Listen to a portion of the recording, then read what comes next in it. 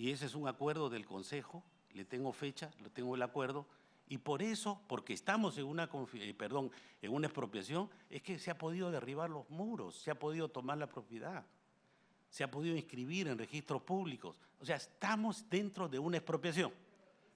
Perdón, ahora le voy a decir algo más que quizás pueda abonar en que justamente se tenga un concepto holístico y completo, donde a todas las partes las deje satisfechas. Quiero mencionarle lo siguiente: el Jockey Club ha hecho aportes, pero aunque no los hubiera hecho, no se puede ingresar a una propiedad privada de otra manera que no sea mediante un acto voluntario o mediante un proceso de expropiación.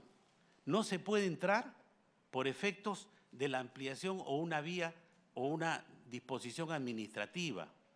De lo contrario, todo camino en el Perú ya no sería materia de que cada municipalidad dispusiera administrativamente que requiere de determinada área. Y entonces, como son terrenos rurales, no has hecho aporte, yo lo tomo. Ahora bien, no hay ninguna ley, señor presidente, que obligue a hacer las habilitaciones urbanas. Y nadie puede ser compelido a hacer lo que la ley no manda. Entonces, no hay argumento de lo que hoy día tenemos, hoy día sentimos y hoy día se nos ha hecho daño con este tema. Entonces, ese es un punto. Y el otro es, también creo que en su momento el señor presidente expresó que ya hemos hecho aportes por 94.000 metros. Lo que hoy día es la gran carretera era apenas una vía de tren muy precario. También se ha hecho otro aporte que fue lo que hoy día es la propia avenida del Derby y lo que es Holguín. Es decir, aunque fuera eso y aunque no se hubiera hecho, igual tiene que cumplirse con el previo pago. Por lo demás, creo que el señor presidente también quiere agregar algo. No, creo que llegó tarde señor presidente, la congresista, y yo iniciando la presentación informé de que el Jockey Club ya había hecho aportes por 94.508 metros. Por eso es que existe la avenida Holguín, por eso es que existe la avenida El Derby y por eso es que la carretera tiene las dimensiones que tiene en este momento. Y eso está debidamente inscrito en los registros públicos. Esa es la explicación que quería dar adicional o repetirla, señor presidente. Gracias. Gracias, señor Mujica. Congresista Jorge Castro, congresista Glave. ¿Tiene el uso de la palabra? Congresista dice que no. Sí, presidente, lo que pasa es que creo que hay un debate sobre si ese aporte que se ha hecho es el aporte correspondiente para el tamaño del predio, pero el predio sigue siendo rústico. Hay aportes que se han hecho por las ventas que hizo el Jockey Club. Recordemos que el Jockey hizo una venta para el Jockey Plaza y ahí hubo un aporte adicional en ese momento. Y hay también un debate, presidente, que creo que ese es un tema debatible. Yo entiendo acá los señores están defendiendo un interés privado. Me parece sano porque es evidente que es el suyo. Pero me parece que también algunos congresistas podemos señalar que hay algunos otros temas, más allá del caso en particular del Jockey Club, porque hay otros casos similares en los cuales en la ciudad de Lima estamos en un debate sobre cómo es que funciona o no funciona el proceso de habilitación. Tiene razón el doctor en decir que hasta ahora en el Perú no hay una ley, como sí hay en otros lugares, que obligan a la habilitación forzosa, porque en realidad sí debiéramos como ciudades, en procesos de urbanización y crecimiento como los que tenemos nosotros, tener herramientas que permitan a la habilitación forzosa, porque no se puede seguir manteniendo algunos predios de esta naturaleza en espacios de crecimiento.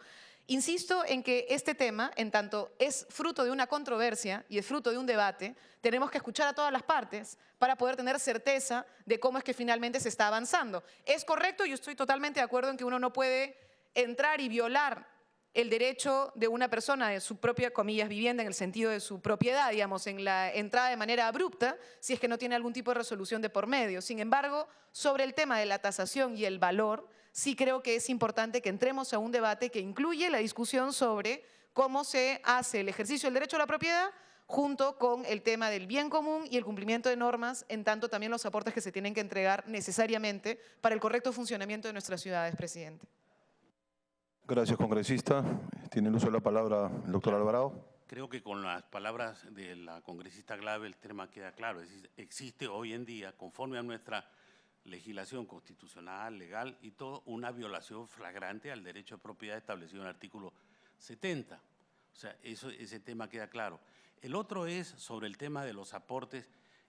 También tiene que mencionar que nadie puede Don presidente, no he dicho eso, solamente para precisar que eso que ha dicho el doctor no es lo que yo he dicho. Pero bueno, es lo que se desprende de lo que dijo. Creo que de esa manera sí podemos estar de acuerdo, que es lo que más buscamos. Pero a lo que señalaba es que cuando se hacen los aportes, no puede la autoridad venir y decir, no, a mí me das estos, sino que uno presenta un proyecto de habilitación urbana y dentro de eso señala, esto va a ser para parques, esto va a ser para educación. Son de varias instituciones que son las que, para parques, que son de distintas colegios, que son no es una sola institución la que se lleva todos los aportes. Y por otro lado, también hay el derecho, como existe en todas partes del mundo, de que sea redimido en dinero el terreno. Entonces, esos son aspectos que pueden estar en el debe ser, pero no en el ser. Lo que ha pasado actualmente es por lo que nosotros venimos con nuestra legislación, porque ha habido una violación flagrante que no puede abrirse un boquete de este tamaño que atenta contra la seguridad jurídica y en cualquier lugar del Perú, con el criterio que se expuso de los aportes, pueden entrar a un terreno porque es rural. Y más aún cuando no hay ley alguna que obligue a que se haga la habilitación urbana. Pero sí hay ley que habilita a que la autoridad haga la habilitación de oficio. Pero hay otras condiciones en ese caso y uno de ellos es que no hay aporte. Entonces, ahí hay un juego que también tenemos que tenerlo presente, señor presidente. Gracias, doctor Alvarado. ¿Algún congresista que quiera hacer uso de la palabra? Agradecer la presencia del señor Mujica y el doctor Alvarado. Y cuando quieren ustedes pueden retirarse de la sala. Antes, agradecer por la invitación y por habernos escuchado. Estamos seguros que estamos en el camino correcto y que no solamente estamos defendiendo los intereses de 5.000 socios de Jockey Club, sino de toda la gente que está involucrada en la industria hípica.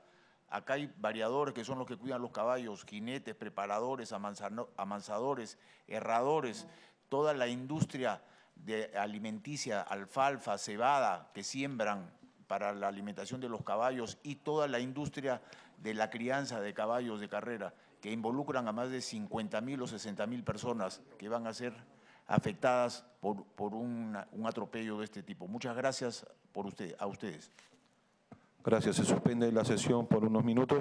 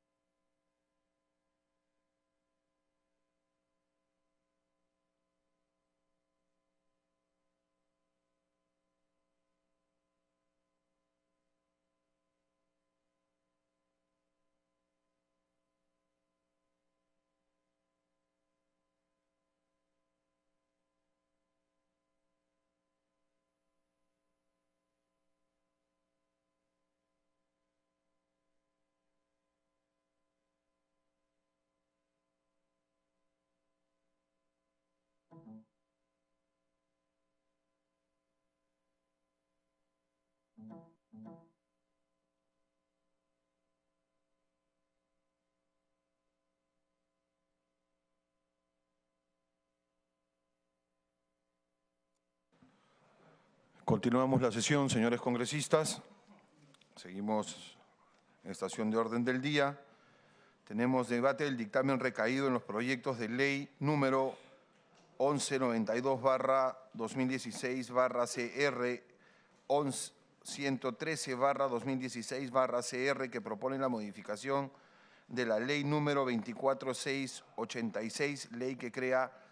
En cada instituto de las Fuerzas Armadas y Policiales, el Fondo de Vivienda Militar y Policial está establecido como voluntario el aporte a los fondos de vivienda militar y policial. Dejo en el uso de la palabra al congresista Osías Ramírez para que haga la sustentación correspondiente.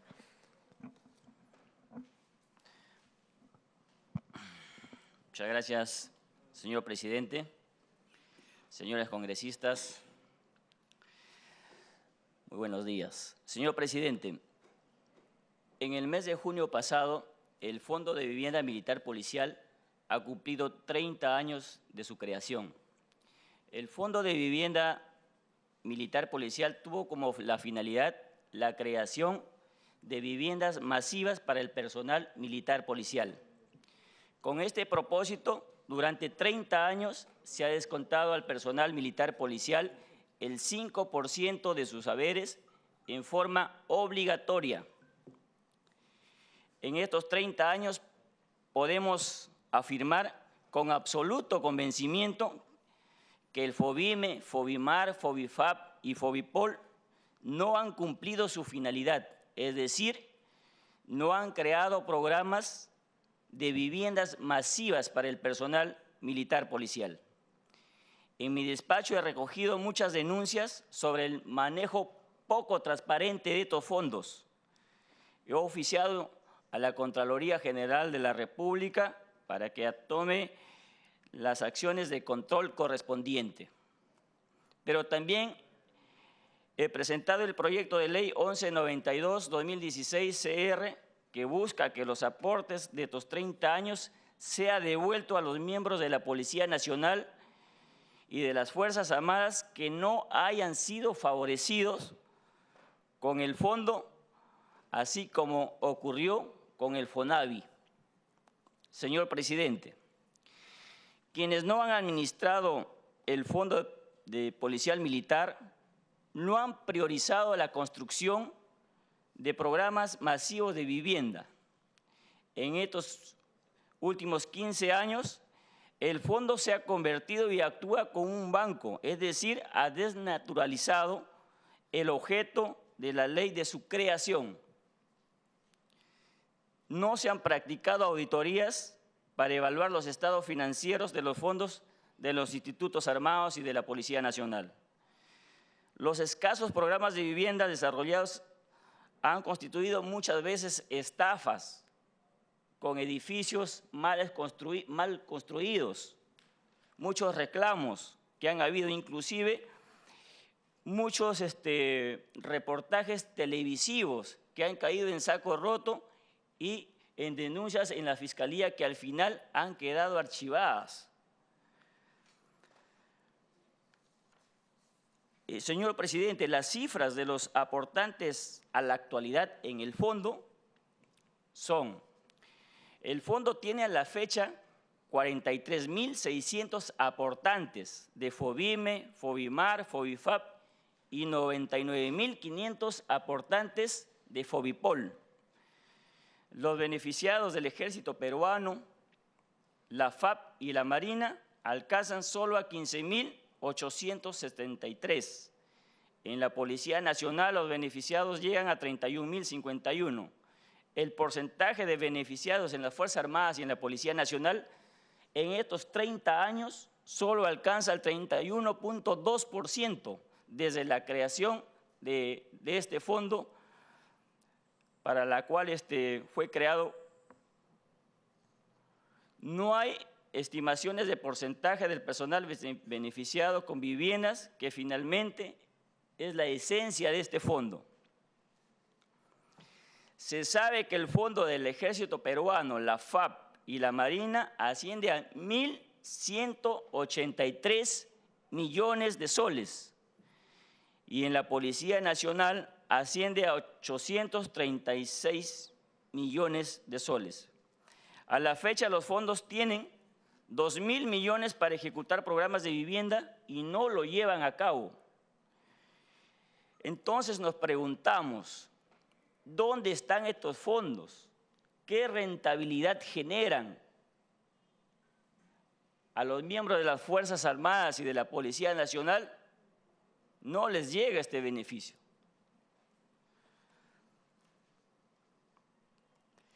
Frente a este problema y ante el incumplimiento de los objetivos del fondo, lo justo es que estos fondos se devuelven a sus propietarios de los miembros de las Fuerzas Armadas y de la Policía Nacional, a quienes se les descuenta de forma obligatoria.